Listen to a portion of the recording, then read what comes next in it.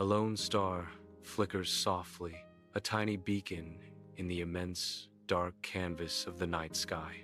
Distant stars twinkle busily, their light unreachable as the little star appears forlorn and utterly alone. A sigh echoes in the silent expanse as the little star whispers, "I wish I had a friend." A small cloud drifts across the night sky, drawn to a solitary star. The cloud notices the star's faint glimmer and asks, "Why are you sad, little star?" "I just want a friend," replies the star. The cloud answers, "Then I will be your friend." A tiny star twinkles in the vast night sky near a fluffy cloud, its light a beacon in the darkness. "I must bring rain to the earth tomorrow," the cloud says. The little star trembles with sadness. "I will always come back," the cloud promises. The next night, the star shines brighter than ever,